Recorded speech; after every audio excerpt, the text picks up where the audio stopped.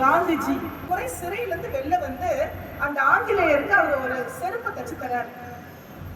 அந்த ஆங்கிலேயர் அந்த செருப்பை போட்ட உடனே அவர் காலில் ரொம்ப கச்சிதமா அது வந்து செட் ஆகுது. அவருக்கு ஒரே ஆச்சரியம், ரொம்ப சர்ப்ரைஸ் ஆயிட்டாரு.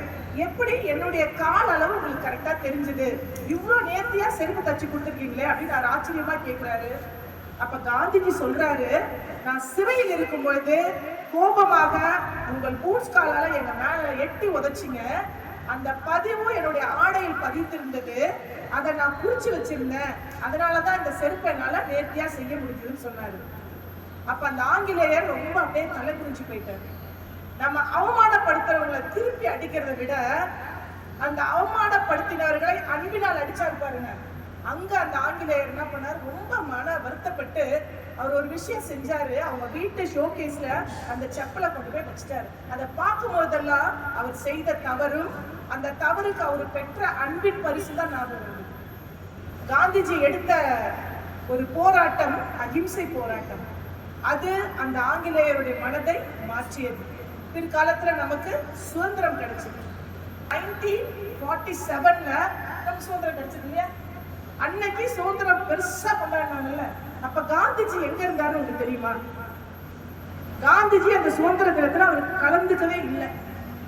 நான் சந்தோஷமா இல்லை, உங்க சந்தோஷத்தை நான் கெடுக்க விரும்பல, நீங்க கொண்டாடுங்க, நான் வரலன்னு அவர் இங்க எல்லாரும் கொண்டாடிட்டு இருக்கும் பொழுது அவர் இருந்த இடம் கல்கத்தா. அங்க ஒரு மிகப்பெரிய பிரச்சனை போயிட்டு இருந்தது, இந்துவுக்கும் முஸ்லிமுக்கும். அங்க ஒரு மத நல்லிணக்கத்தை ஏற்படுத்த வேண்டும் என்று இந்த விழாலாம் எனக்கு வேணாம்ப்பா, ஒரு சுதந்திரத்தை பெற்று தந்தாச்சு, ஆனா உள்ள இருக்கிற மக்கள் வேறுபாடோட இருக்காங்க, அவங்களை இணைப்பதுதான் என்னோட நோக்கம். அது போயிட்டாரு.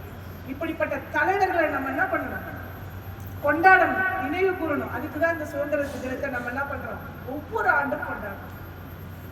அது மட்டும் இல்லாம எல்லா பத்திரிகையாளர்களும் அவர்கிட்ட வந்து நீங்க ஒரு செய்தி சொல்லியே ஆகணும், இவ்வளவு பெரிய சுதந்திரத்தை பெற்று தருவதற்கு ஒரு ஆணிவேரா இருக்கீங்க, மக்களுக்கு நீங்க என்ன செய்தி சொல்றீங்க திருப்பி திருப்பி கேட்டாங்க.